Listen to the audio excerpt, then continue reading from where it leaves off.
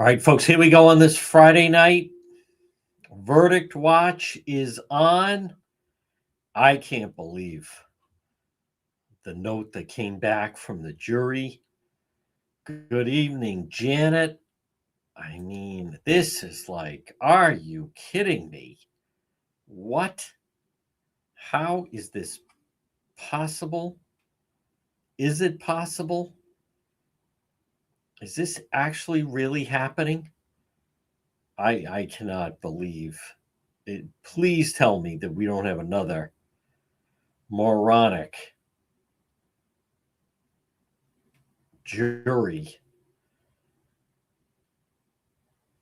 in Massachusetts. My goodness, we're going to talk about it. Folks, get everybody together. Yes, I can I cannot believe. There they are.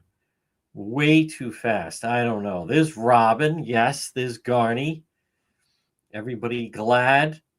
It's too cold for road patrol, but doesn't mean we can't get everyone together. Let me read that question. What kind of investigate?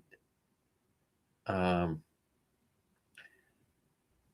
exactly right. That is exactly right. It's ridiculous. But this is, please tell me, this isn't another example. Hi there, Catherine. Please tell me this is not, when we saw the foreman from the Karen Reed case, we had the whole thing where he was saying, after the first witness, I decided all I needed to hear was the first EMT on the scene, and he didn't remember if John O'Keefe had a coat on or not, and that was it. I didn't, Mr. Dreadlocks, I used to watch him with his head against the wall sleeping. He didn't take any notes. I'm sure a lot of, whether or not possibly, hi there, Chris, whether or not he's literate. But let's just stay with the Walshe case. Now, we'll let everybody kind of file in a little bit. It is a Friday night. Boy, you never know. But Bran Walshe this afternoon, he was crying in the courtroom. Like he was stunned. He can't believe the jury actually, like, is it possible that they're actually buying this bullshit story that he came up with? Is that possible? He was wondering, no, wait a minute, like his story is that he was finishing the dishes after the guests left New Year's Eve into New Year's morning, right? So at New Year's Eve 2022, New Year's Day 23, and he finishes the dishes. Bran Walshe's story now comes up, and Anna Walshe, look at that, 39 years old. She's just sudden death. She's dead in the bed, and then when he touched her, she rolled over to the floor.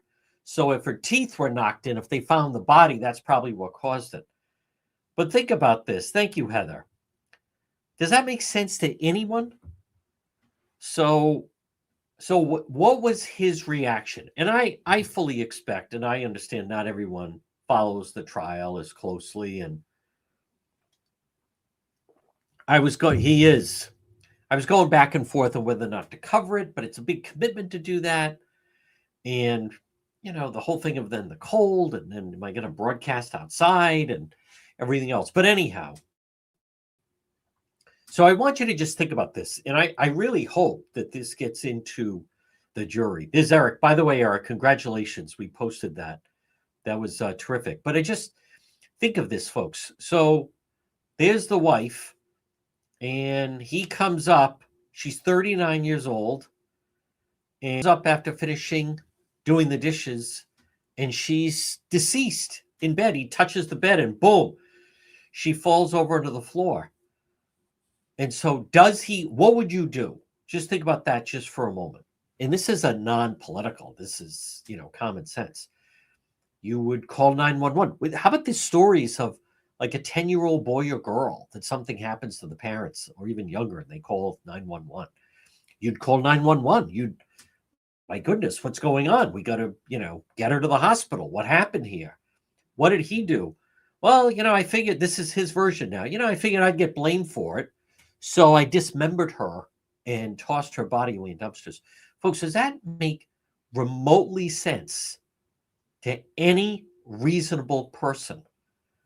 So they came up with, yes, well, you say that. Now, I think this is interesting. Let's throw in the word I think. There will be a verdict Monday. I think there will be a verdict Monday. There were people that thought there'd be a verdict today. But I'll tell you what, hi there, Caroline, what troubles me is the note from the jury this afternoon to the judge was they wanted more information on the exhibit they have on blood clotting. Blood clotting. Why would you want information on blood clotting? Now, if I want to step back just for a moment, you got to understand his defense is, and by the way, the women can weigh in. Do you find him? I mean, is he an attractive guy? He certainly had an attractive wife before I believe he took her life. It is very possible in a fit of rage, someone, I see some of the comments on social media and someone saying, well, she was involved with that guy in Washington. So I don't know. Maybe do women find him attractive? She's attractive. She certainly was in shape. But to me, that doesn't, that is ludicrous. No one would do that.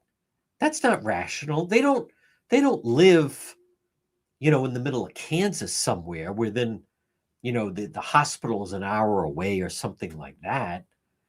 Cohasset, Boston hospitals, let's just, be honest. A rational person, you would call 911, send someone over immediately. My wife is not breathing. They bring people back to life. Who knows? Did she take a drug and then they want to give her Narcan or something? I mean, we don't know. So yeah, he does. He does. But then you got to wonder about the makeup of the jury.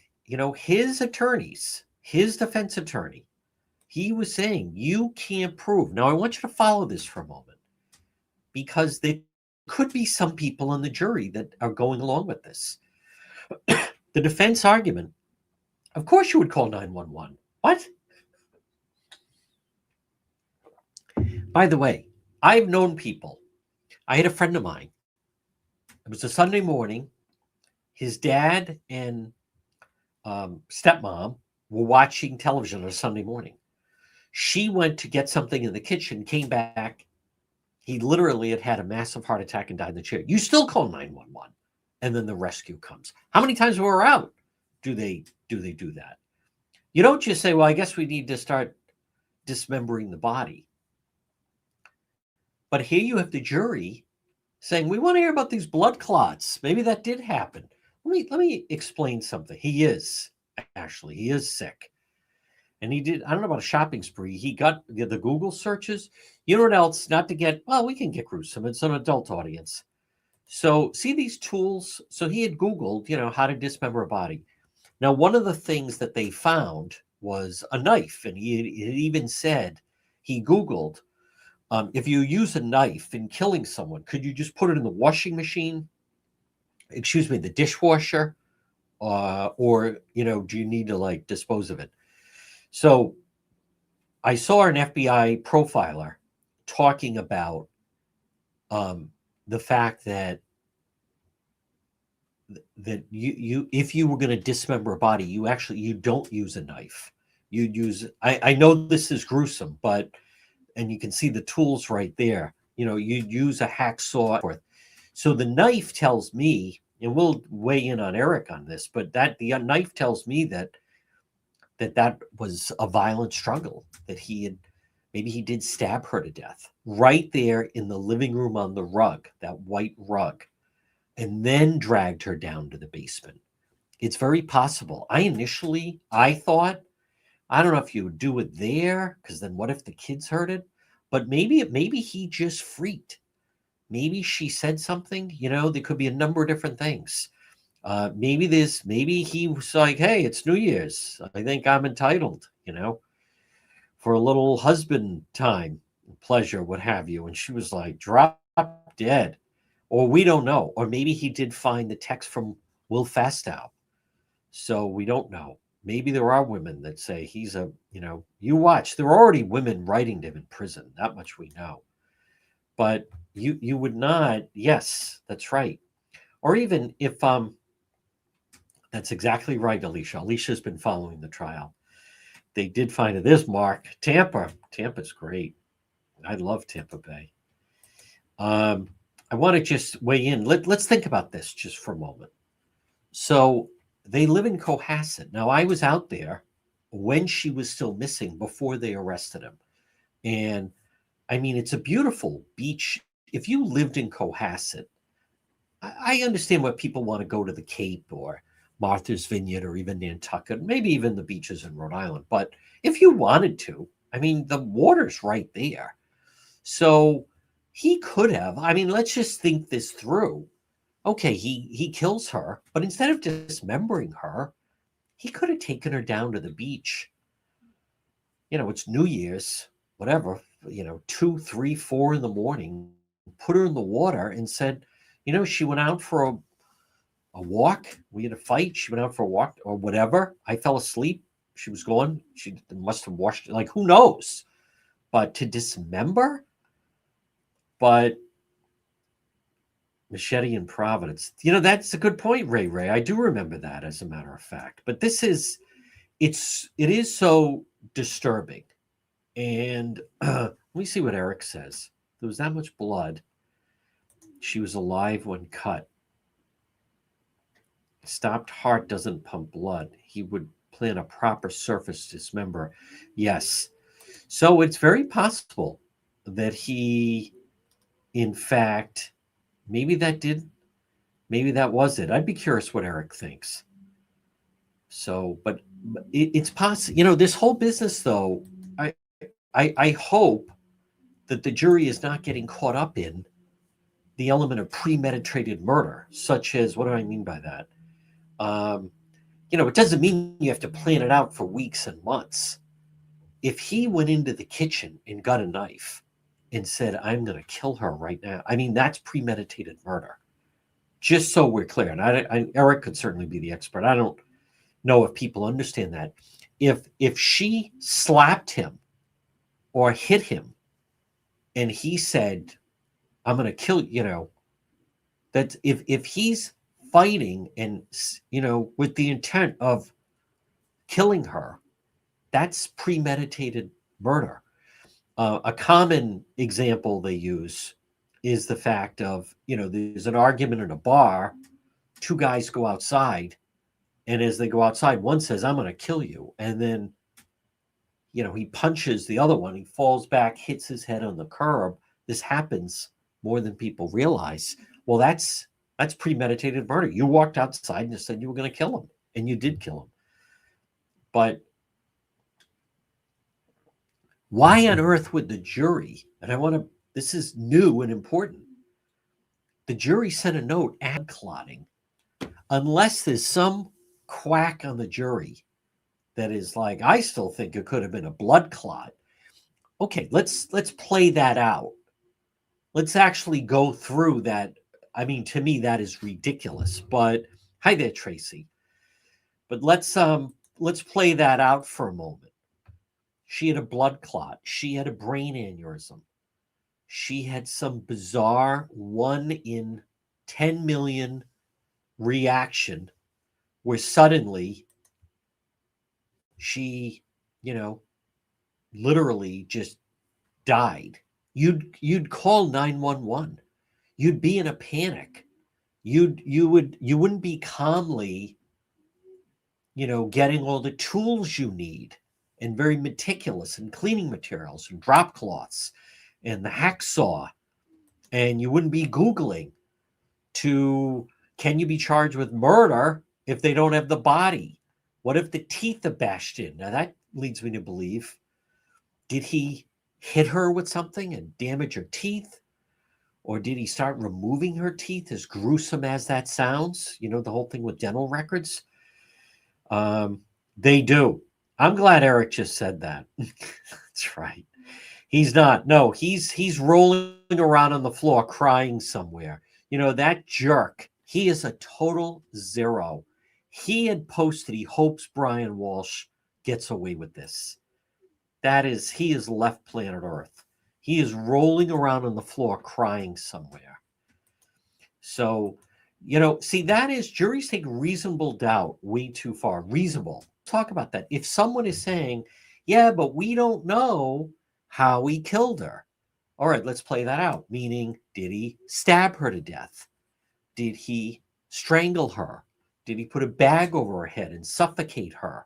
If there's a juror, and I'll defer to Eric, it is Joan Hoyle. I mean, I'm glad Joan Hoyle said that. I am telling you, I mean, I don't think that I could dismember another person, let alone you're in your house. This is or was your wife, and your 3 kids are upstairs. He did rip off the father, by the way. He did rip off the father for a lot of money. I'll get into that story a little bit. I don't think that's gotten the attention that it should, but the father disowned him. How did he do it? I'll let somebody, it's open for discussion. How did he do it without the kids not hearing what was going on? Did he drug her first, gag her? I think that's open for discussion. Now, did he drug her? I don't know. I'm going to defer to Eric. So let's just say he's in the house. There was a lot of blood on the rug. So I think you got to think there was a knife. So a knife was involved. There was a brutal struggle. Let's go to the, I hate to, but the Kylie Montero, where Greg Groom came out of the, they have that little shed barn on the property, and as sick as this is, but Greg Groom came out and basically was stabbing her, I think, twice in the neck, Kylie, and then boom, like that. So number one, maybe, and I'll defer to other people that have thought it. There's been no evidence. There's no video. That's true. So there is no video of that. This thing of the drugging, there's no indication of that. So I don't know where that's coming from.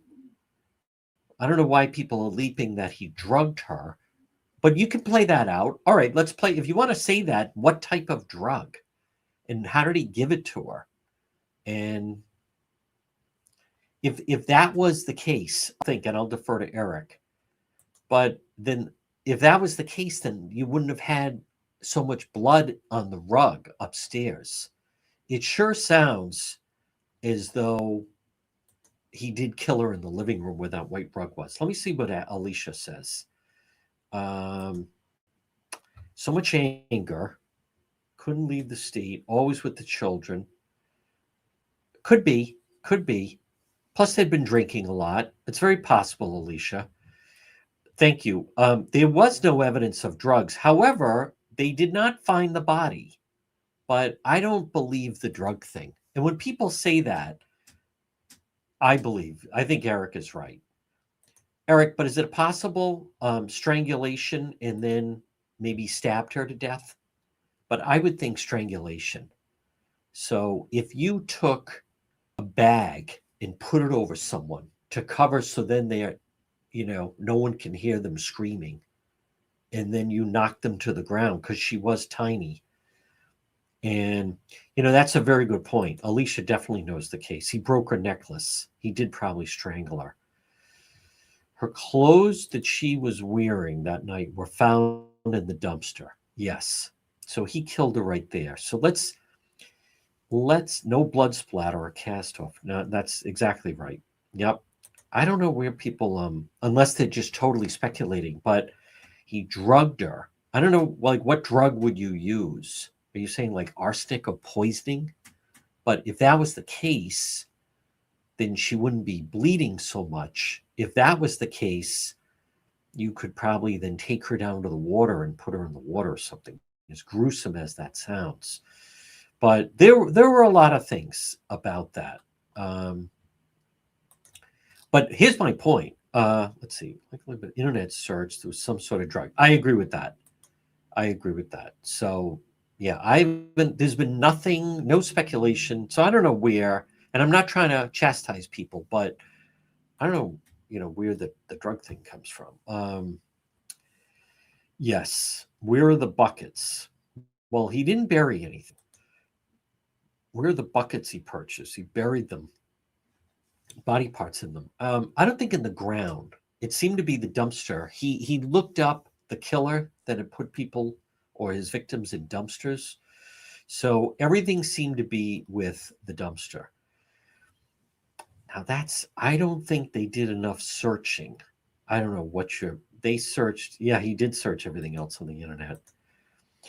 They had a pretty good track. I'm going to push back on that, Alicia. They had a good track of what his movements were. You got to remember, he was on home confinement. It was very limited where he could go. So he obviously could go to stores. He obviously could go to where the mother is in the North Shore. But um, if you're she wasn't that big of a person. She was, 5'2", 110 pounds, 115 pounds. So I don't I don't think there's no evidence he didn't buy any shovels. So there's no evidence he was burying anything. This was he Googled about a killer that had put people in dumpsters. And after this, I had actually thought Charlotte Lester had been put um, in a dumpster. Yes, it was incinerated. Yeah. I don't. To me, there's not a lot the police could do. He threw the body parts of the dumpster. That's what happened. I did talk to a police officer that talked about one time that they had a cooperating witness and they were able to track some things to the landfill in Johnston, but it was rapid, quick. They had the cooperating person that told them the type of container. That's not what this was. And when you think of some of these dumpsters, they just come and get them. And, it also was a couple days later. So it's not like it'd be there for that long. There have been instances in New York where sometimes somebody finds someone in a dumpster. It does happen. I think it was a very strong police investigation. Yes, that is exactly right. She wasn't reported for several days. As I had talked about, I think so. Let's get back to where the jury is. Number one, and you guys can weigh in. I'm shocked that the jury is asking about blood clotting. Why would you be asking about blood clotting? That almost plays into the notion. Like, did someone actually believe that he go, you go up to bed, let me finish loading the dishwasher. And then he comes up and she's deceased in the bed. 5 minutes earlier, 10 minutes ago, she was fine.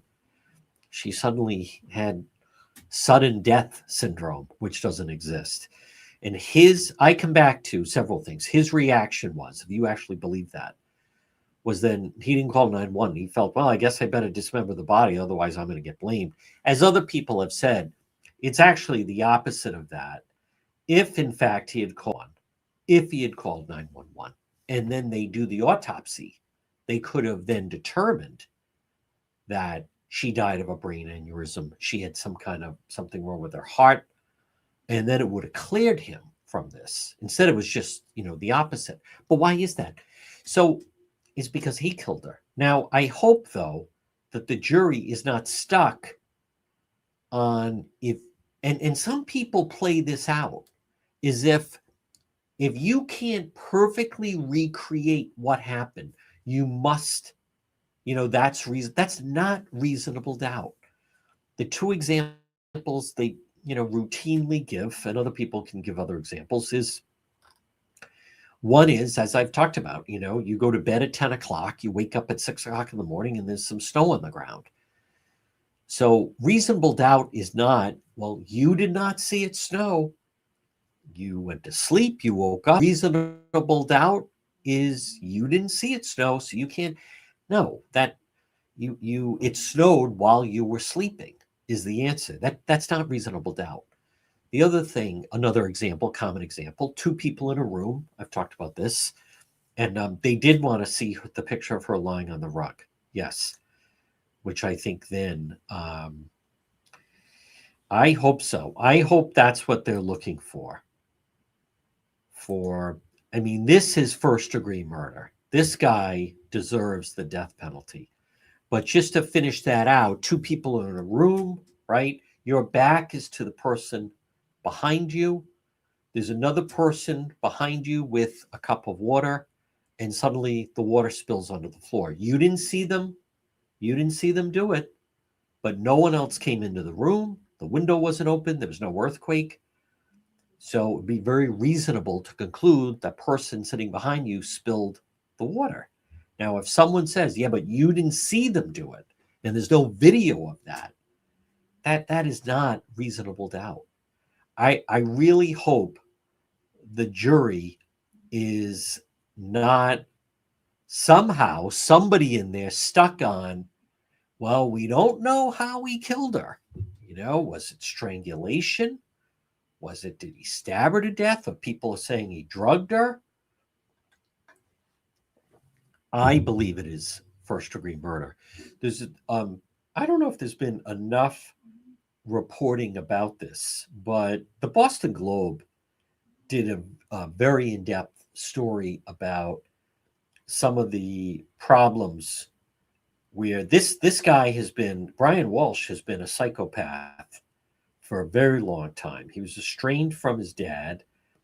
Not that would make him a psychopath, but he literally stole, I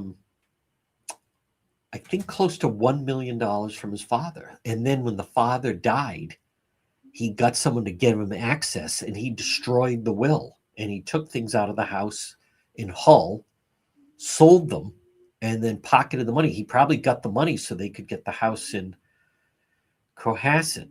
So 6 men, 6 women, 3 hours. The judge sent them home. Just going through the judge returned briefly to the bench. Exhibit needs to be cleaned up. Jury instructs attorney stay close to the courthouse. Tie down the exhibits. Let me see what else. I wanted to just find that story regarding him and the father. It's very, very telling. And Brian Walshe just seems, this is someone who has been unglued for a very long time. And, he was, before this, Brian was accused of draining his father's bank account, made off with more than $500,000. By the end of 2018, his life was unraveling. His father had died in September. In October, they accused him of forging a pair of sham Andy Warhol paintings on an art dealer. Amid all that, he managed to have the Plymouth probate him personal representative for the late father's estate. They never should have done that, despite the fact the father had expressly disinherited him. Thomas Walshe, the father, a prominent neurologist, had been estranged for years, and then he was traveling in India and unexpectedly died. According to a copy of his will, later accepted, he acknowledged he had only one child, Brian, with whom I do not bequeath any property in this will to Brian Reza Walshe. My failure to do so is intentional. He argued that his father left no will. Brian Walshe, destroyed the father's will, and without authority began liquidating the father's assets. The older man's friends and nephews stepped in, accused him of secretly destroying the will. He drained the father's bank account, sold off his belongings, estimated total more than $500,000, and then trying to sell the father's home in Hull. Brian and Tom's estrangement had everything to do with money, said his longtime friend, Fred. Brian stole money from Tom, swindled him out of almost $1 million during his life. He also went on to describe Brian had a violent streak, described him as very angry and a psychopath. The case played alongside the art fraud trial. See, I mean, art fraud, swindling the father, and then murders his. Oh my God. By the time Walsh's father died in September 2018, the father-son had almost zero contact for more than a decade. As news of the father's death began to circulate, he contacted Jeffrey Ornstein, his father's longtime friend, helped him renovate the house in Hull. Said he needed some paperwork. So this guy goes into the house, finds the documents, and saw the will on a cabinet in the office, and took some pictures. Tom told me over the years he expressly disinherited Brian. The Riff father and stem alleged theft of $1 million. He stole $1 million from his own father. Brian Walshe acquired a tumble-down home in Lenox, early 2000s. Father allegedly agreed to fund renovations. The idea the son would pay him back the original amount, keep any profits once the home sold. Instead of paying his father back, Walshe pocketed the money and disappeared. Tom said he talked to Brian that day. He was going to the bank. That was the last time he heard from him in 10 years. What? Absolute zero. How about the fact, so then the nephew, who is tight with the father, said he was anxious. He hadn't heard from the uncle. He eventually contacted a friend who said he had died. And then they were trying to restraining order. Anyhow, some of this stuff got tied up in court. But then Brian ended up grabbing all this stuff. Wow. Really, really disgraceful. Sold his possessions, which he pegged at another $250,000. Wow. Well, that's where, in other words, there is, without question, some pattern here of this. This is someone, he didn't lose it that night, in my mind. He had been losing it for a long time. So, but again, going back to the jury, and this is important, and I want to hear if other people have thoughts on this, but I don't believe that, I just don't think you then, if someone's on the jury, and I hope they understand this, you don't have to know the exact manner in which he took her life. You don't have to know that. That's not reasonable doubt.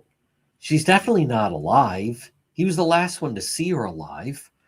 He dismembered her body. He got rid of the body. I just hope the jury, someone in that jury room, not saying, unless they didn't prove exactly how he killed her. It doesn't have to be that. It doesn't have to be an exact replica, so to speak, of what happened. That's not, what it is. So, I mean, it's so tough. I hope that is not the case. To me, this is so clear with what happened with Brian Walshe. It was, he is a complete psychopath. And the idea of he's down in the basement, like, it's so gruesome.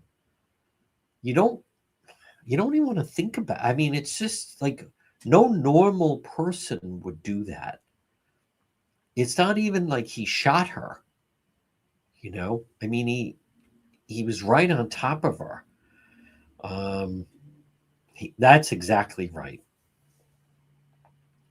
I can only imagine. Common sense jurors. The circumstance of the event must lead you to reasonably believe she that he more than likely killed her than not. I agree. I hope that someone, we don't, it doesn't, and I don't know, admittedly, if that was drilled down enough. It doesn't matter if he strangled her or stabbed her or beat her to death, or if he did, it doesn't matter. He was the one responsible for her death. He planned it out. He did it with intention. Wasn't an accident. And then he dismembered the body and disposed of her in in dumpsters. I mean, it just doesn't get any more barbaric than that. So there were many people in following the case, legal people, it's a lot of people thought that there'd be a verdict today. But we have heard that before. I'll tell you why I wasn't sold on that.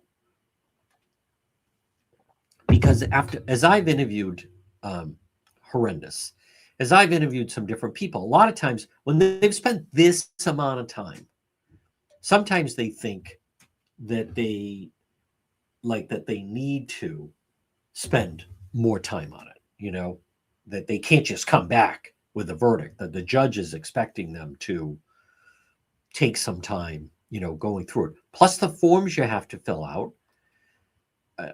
Granted, not as easy. Yeah, he was smiling in court. He was crying in court today. Crying in court at the end. When the jury had the question about blood clotting, he actually was stunned. I was watching court TV and they said he was actually stunned and smiling. Like, really? They want to know about blood clotting? Like, they actually fucking believe this bullshit that I came up with? What, really? Like, he couldn't contain his excitement. They actually are asking about the blood clotting? Like, it actually occurred to him, could I walk on this whole thing? Could the people on the jury, he was crying in court at the very end. At the very end. I think because, hi there, Susan. They do increase the penalty for that, Eric. That's correct. At the very end, this is one of the problems. I admit, I do depend on other members of the media. You're there to give all the details, right? I want to go back to, for those who remember, the verdict with the Karen retrial. There's people still to this day that mention that I posted that she walked into that courtroom with her attorneys and they looked like they had won the lottery. And I don't want to confuse the cases here, but my point is, I have no idea what other people information they were putting out there. But I did find this afternoon that I was trying to get more information. And then I feel, oh my God, like you gotta, like, you don't just follow along with what Channel 7 is reporting. You got to do your own observations. You got to talk to your own people. You got to find out what else, is going on. You can't just go with that. And I did find myself trying to, hi there, Ron Marshall, find more information about exactly what was going on. But is he thinking that, like, are they actually considering it's second degree murder? Now he's 50. Second degree murder, believe it or not, he could be out in 10 years if it's second degree murder. He could. Remember, there's for being, then when he hits his 60s, they take off more time. When you hit 62, they take off more time, or 65. But it would not be life in prison. I know that he and his team, they're already planning an appeal regardless, but is it possible that he could get second degree murder? Here's another thing. Is it possible that someone in the jury, I also saw this, that someone in the jury is saying, well, she did. Is there someone in the jury saying, well, she was involved with that Will Fastow? And, maybe I don't blame him for getting upset.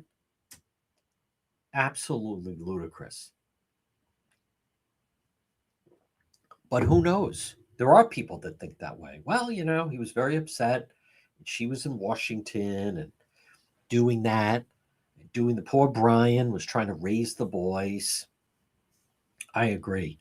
I want to tell you a quick story. I agree, Joan Hoyle, 100%. Quick story. Hold on. Before I want to, I'd like to acknowledge our star senders on this Friday night.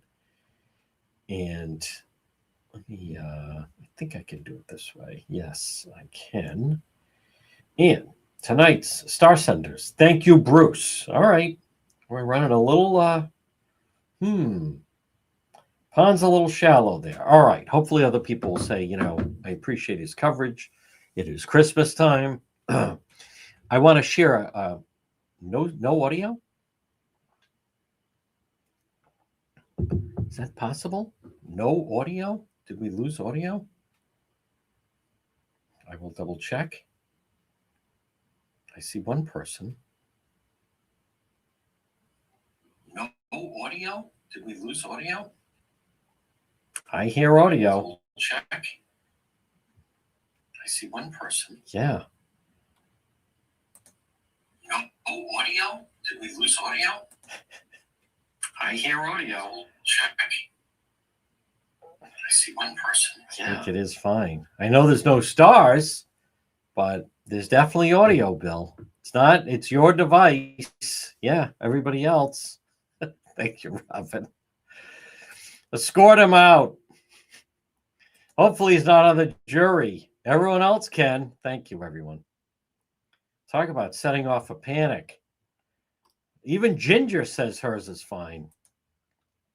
Yep. Let me just finish. Good. All right. Reboot. There you go. Quick story. I have told this before, but I'll tell it again. I interviewed Kevin Weeks. And the night, it was a Monday. Kevin Weeks was one of Whitey Bulger's henchmen. And Kevin Weeks thank you, yes.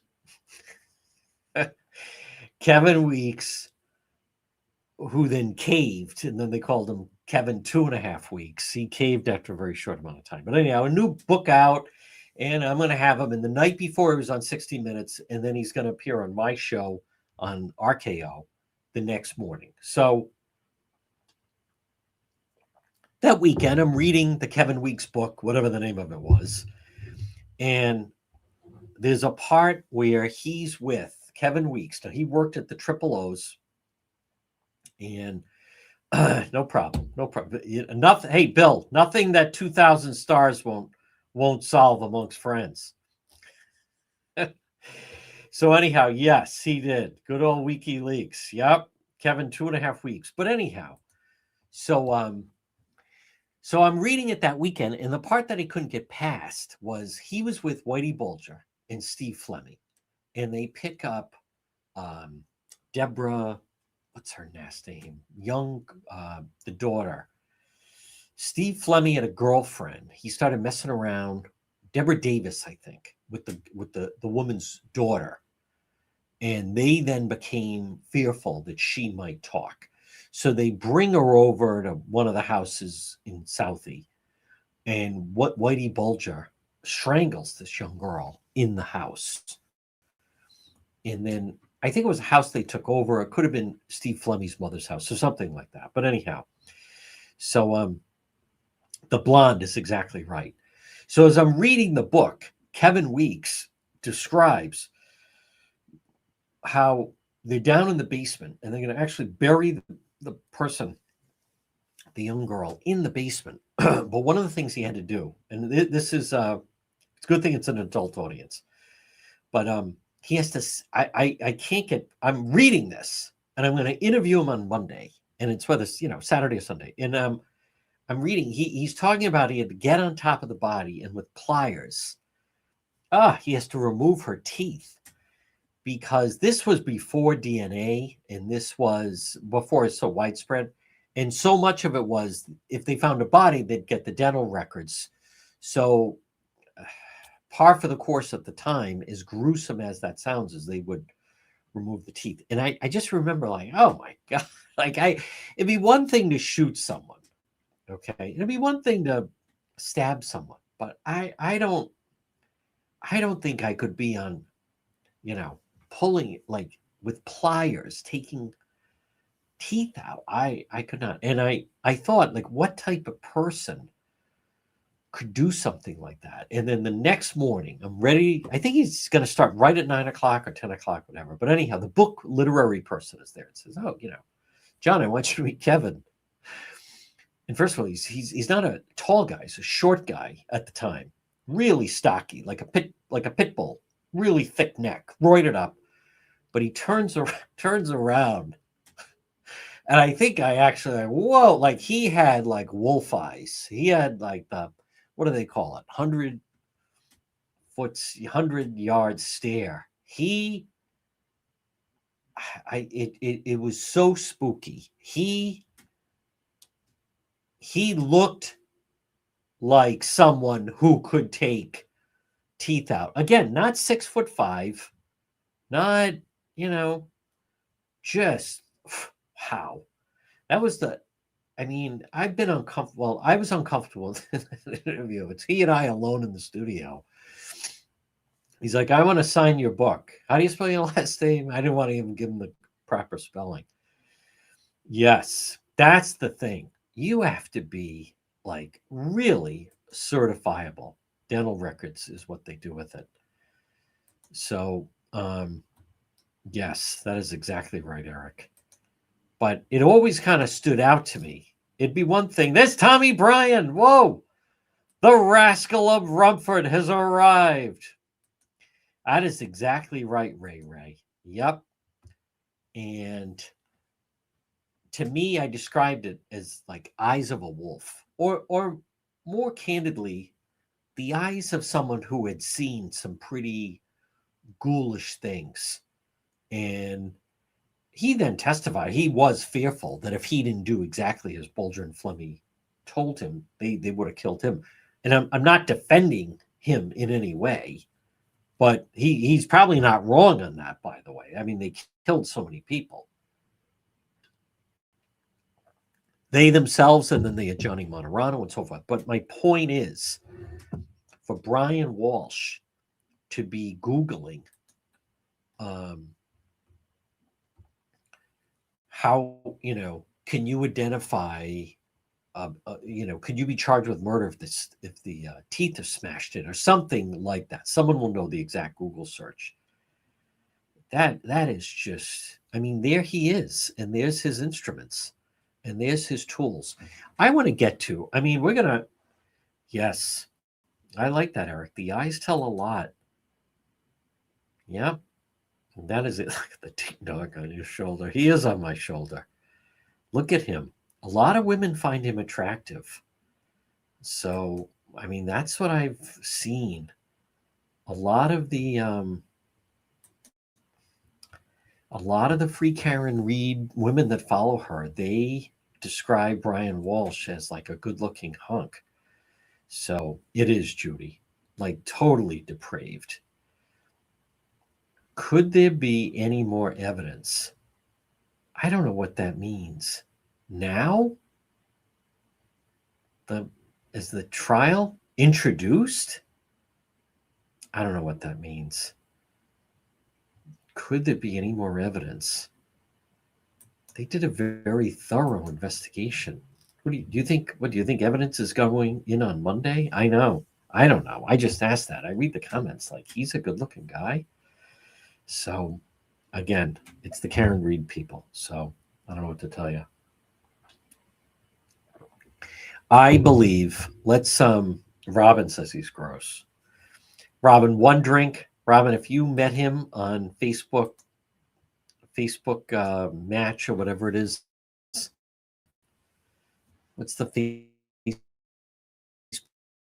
Facebook? Some people are on Facebook.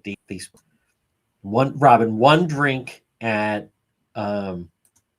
what's the bowling alley pub on Park?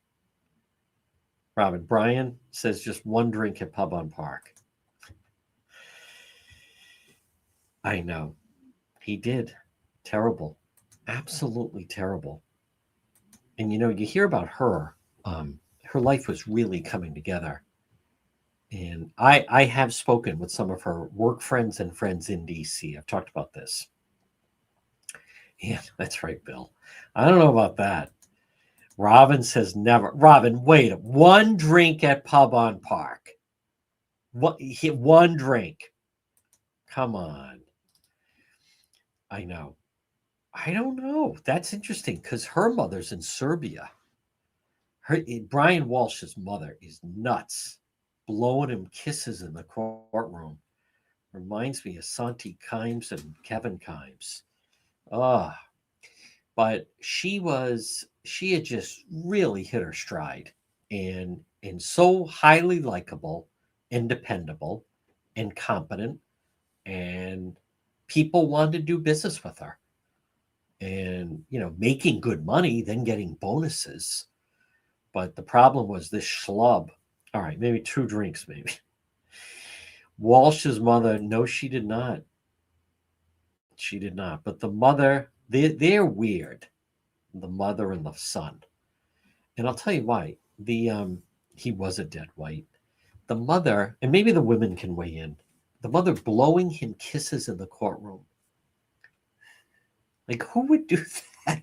I could just see you nod, or just try to lock eyes. Like, I'm here. I'm doing. The father's deceased. I suppose I have to be here. I'm here, sitting through this, blowing. That's twisted. Does kind of remind you a little bit of Norman Bates. They are, Cindy. Yeah, very proud of the deadbeat son. Think of it though. He stole money from his own father.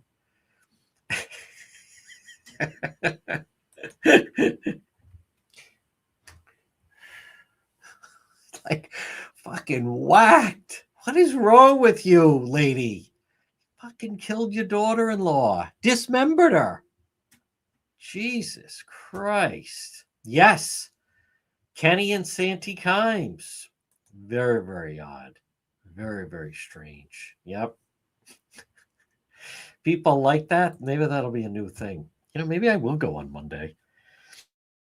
I'd like to be there when the verdict comes down, see the mother. All right, maybe I will. I'm almost talking myself into it here. I could go on verdict watch. We'll see. Let me see how actually it's supposed to snow on Sunday, so that's not happening. They may not have court on Monday.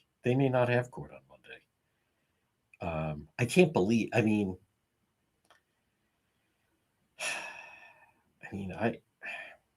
We're gonna get snow on Sunday. Is this possible?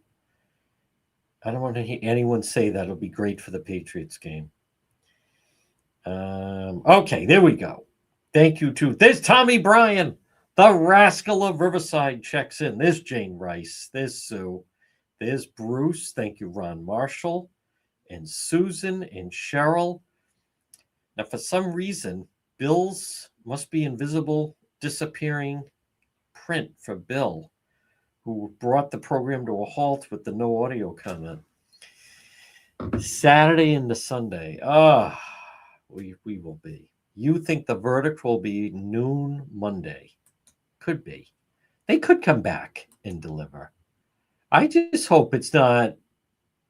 I have not seen Debbie. Oh, all right. I don't mean it like that. Oh, Robin, come on. I'm just having fun with it. I'm just listen. Well, he is single. It would be a different type of no. There's something mentally wrong with this guy. Not to I'm not saying you're right. No heart, but this goes beyond that. This is. But look at what the past number of years. I don't know when this guy was ever normal. I do not. I do not. I can try to find out. but I have not heard that. I know there's been discussion on that. But I cannot give you a concrete answer. I do not, and I'll go a step farther. I don't know if that has been disclosed. I know people don't like it. It's very possible the mother has custody, unless I don't know. Because remember now, he's still alive, and I'm going to go with, and anyone can weigh in. Um, in DCYF custody, says Eric. Oh my goodness. Okay, so then not with the mother. Now remember, if he's found not guilty, well, he does get jail time for the disposing of the body and misleading police. But let me see. I know I heard they are not with the state, so I'm worried. They could be. They could be. I could try to find out, but I don't know if that is public knowledge. I don't know if that has been made public. But remember now, as we think about this, okay, he did plead guilty to the other two charges. But as of right now, he is presumed not guilty. So it's very possible if the jury, let's think this out, if the jury came back with a not guilty, he does have to do the time for misleading police and disposal of the body. But then he gets them in custody again, I would imagine. Okay, this is interesting. I know there was a babysitter. Where were the kids when he had a dead body in the house? Well, part of the time they were in the house. And then I'm pretty sure he had the babysitter, if I remember, take the children while he was busy working in the basement. And maybe he brought them and parked them at his mother's house. But it's also very possible that they stayed upstairs while he was, I know. That is a very good point. He still has the federal case. That's exactly right. Yep. He still has the federal case to deal with. Those poor children. Yep. But think of the past however many years. First, going way back, he stole basically 1 million from the father. Then he gets into art forgery, where he's fraudulently selling fake Andy Warhols, which are, those are federal crimes. Then he steals from the father after the father dies. And so it sounds as if for the past 20 years, he's been ripping off somebody, either the father or ripping off strangers with the paintings. That is true. They did talk about child-proof device on the basement door. That's a very good point, Eric. Yes. So, but you also, what else is disturbing? If found not guilty, he'll be taken into custody. That's exactly, yes, that is true, Ray. Well, see, this is what's interesting to me. And this hits on a big point. The only reason he wasn't in custody, he was the caregiver of their children.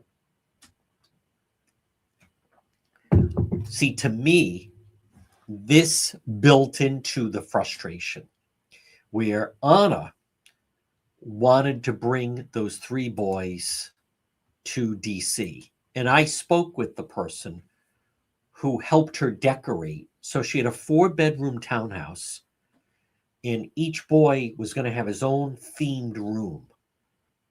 And so she is saying, they're going to come live with me, and then whatever's going to happen. Now, he, I believe, is feeling, as long as I have the boys, I can keep making this argument about home confinement. If they're no longer here, then there's no reason for them to not keep me on home confinement. So I think he had a lot of things riding on this. So, but what is she supposed to do? I thought it was, yes. You know what else is, you think about it. So she was, yeah, his face does look like a dish rag. He passed himself off as this intelligent guy, of money, of means, intelligent, and, knows art and so forth, good schooling. And so she is this young, attractive waitress who's like, oh, okay, I'm dating him. He's an American. We'll get married. But it was all every element of it. When he ripped off 1 million from the father, that was a fraud. Then he's ripping off people with the paintings. Then the father dies and he sells expensive things that the father had. I think the father had an expensive coin collection, some other artwork, and the father was a big neurosurgeon. Then he's trying to sell the house. So he's just like pilfering the father, who purposely left him out of the will. So this is a long buildup. But you know how, see, to me, he felt like, you don't leave me. O.J. Simpson with Nicole, he had this attitude of, you were a waitress in Buffalo when I met you. The only reason you're out here in L.A., Nicole, and driving a Ferrari and living in a condo in Brentwood is because of me. So it's that attitude like, I made you. You're nothing without me. How do you're nobody. Like, that's his attitude. And now she was really ready to move on. And something, I don't know what to make of it. What do you guys think of look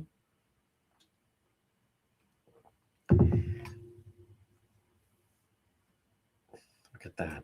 He spent his time sophomore year in a sanitarium, diagnosed as a psychopath. Yep. It is like a dish rag. I'm telling you, a lot of women find him very, very attractive.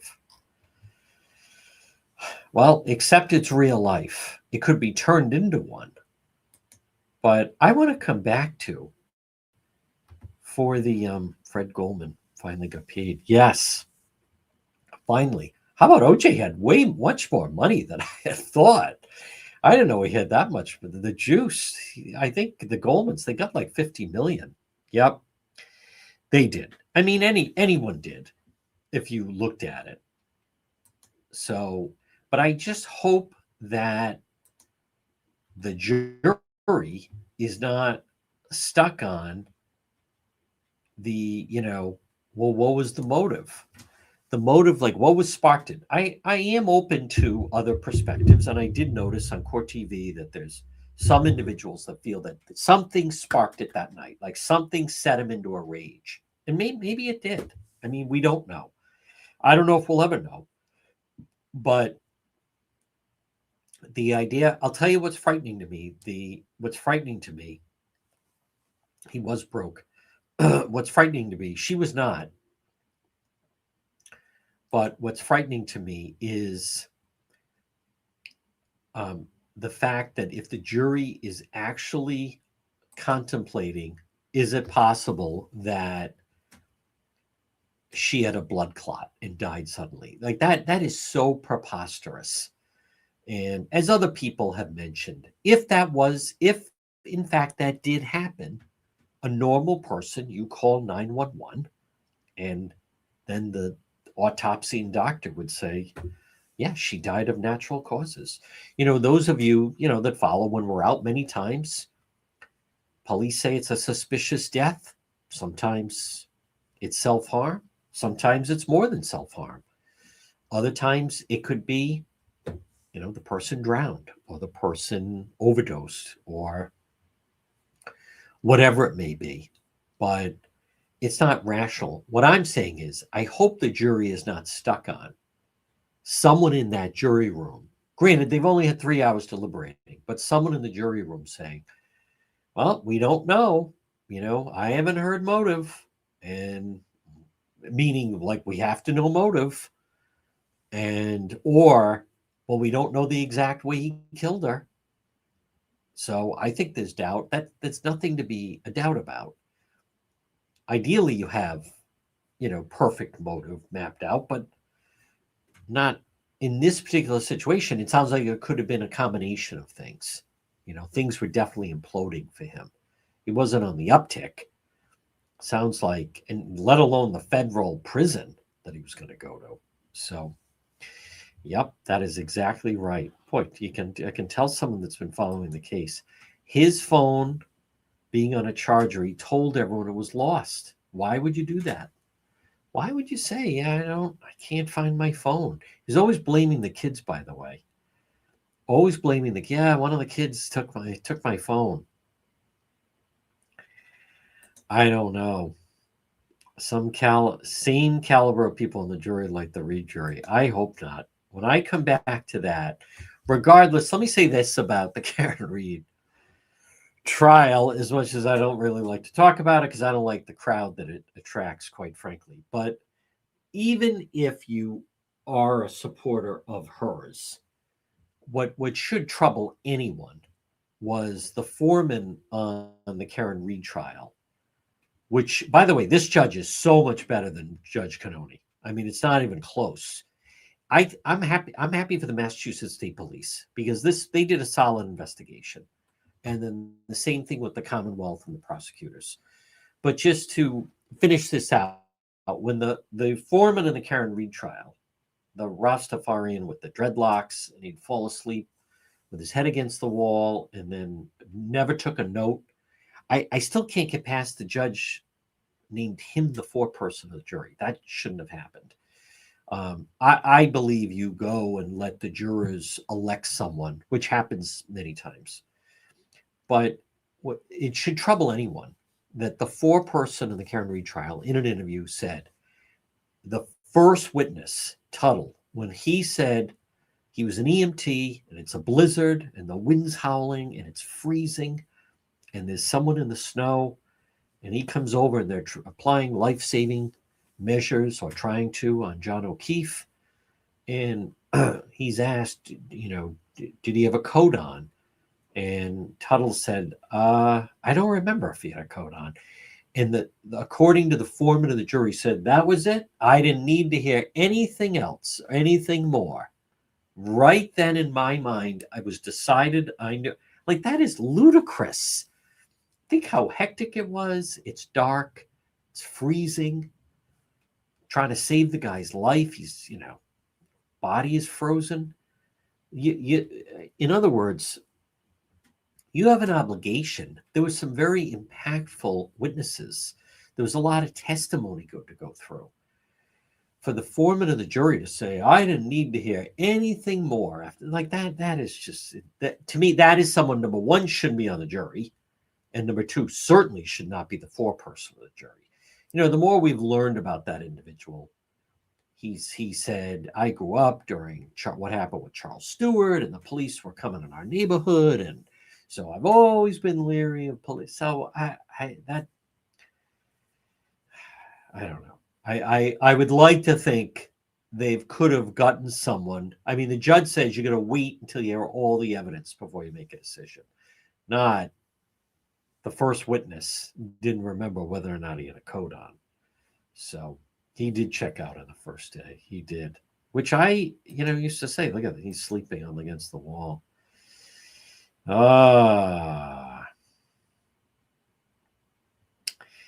That's a good question. I know the answer. If she was dead, what was his reason? He said he panicked and he thought he was going to be blamed for it. So he started dismembering her. And many do lie to get on. But what undercuts that notion is anyone that has seen the video of him at Lowe's or Home Depot, he's casual. The first one, he's wearing a mask. He's got gloves. He's fixing his hair in the camera.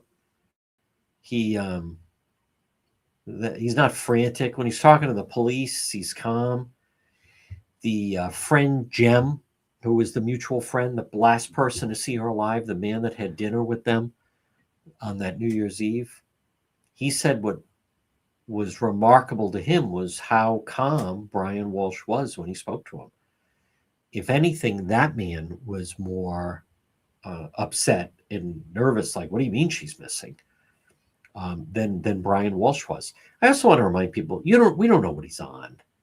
With medications, who knows what that goon was taking that put him in like a zone. He could have been a total wreck, but if you medicate enough, maybe, or combined with being a psychopath, probably a combination. I agree. Really evil. Exactly. Hard to take out a complete body without being seen. So he hit as much as he could to get the parts out the door. I mean, it is just. I don't know what that means. I'll play this out. There's a lot of missing pieces to this case. Now, Cindy, not trying to single you out. You type this. I'm willing to believe that means you've been following the case. Would you like to come on live with me? I could send you a link and explain what you mean by that. What are the missing pieces? Because, and I'm not trying to, that's normally someone who is supporting the defendant in a situation like this. There's there's a ton of evidence. We know exactly what happened. So I don't know what that means. And I'm not trying to embarrass anyone. She decided to type that. Yep. She decided there's a lot of missing pieces. What are you, Candace Owens? What are the missing pieces? What are we? So we're missing something.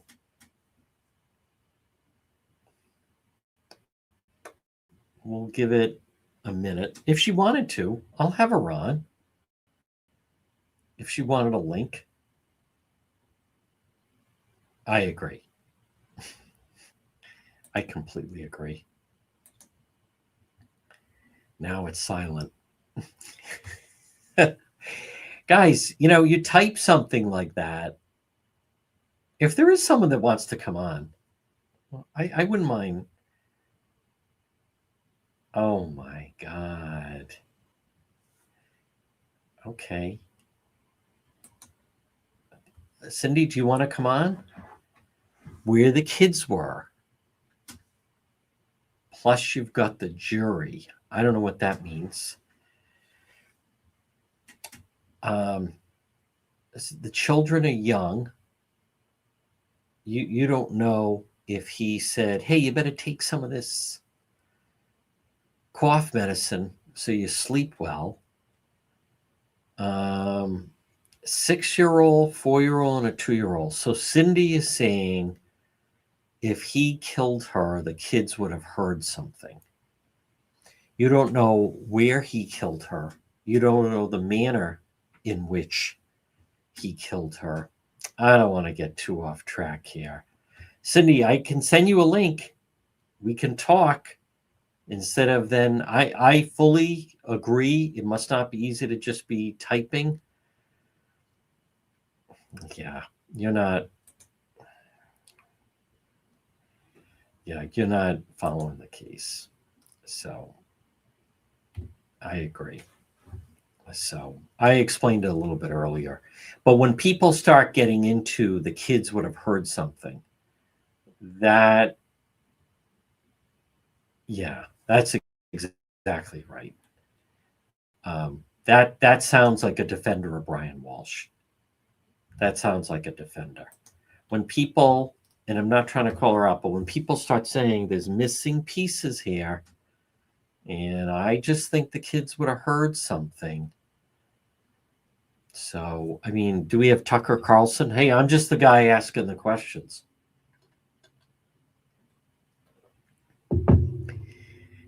That sounds like a soft defense for Bran Walshe. You don't know, to say something like that, you don't know the layout of the house. You don't know where they could have been. If he attacked her unexpectedly, it wouldn't have maybe made the sound that you think it is. So that's exactly right. So it didn't happen because the kids didn't hear it. Well, it sure sounds like you're for him. So if you start Here we go. You start raising questions. I just think there's missing pieces. The kids didn't hear anything, and we're supposed to believe he killed her in the house? I agree. All right. I would just be cautious. All right. Listen, folks, let's see what develops over the weekend. Who knows? Maybe we'll have a crime scene tomorrow. Maybe we'll have a crime scene tonight. We can hope. But in the meantime, stay warm. Thank you, everybody. Let's hope the jury is going to get this right. And as far as prayer, I think we can definitely pray for those little children. That's exactly right. It does sound like the familiar reasoning. Anyone else find it curious the kids didn't hear anything? No, they cannot. People cannot verbalize a cry out when they're being strangled. Seems to be a lot of missing pieces here. Anybody? Am I the only one that finds it odd the 2-year-old didn't hear anything? All right, everybody. Thank you. Enjoy the night.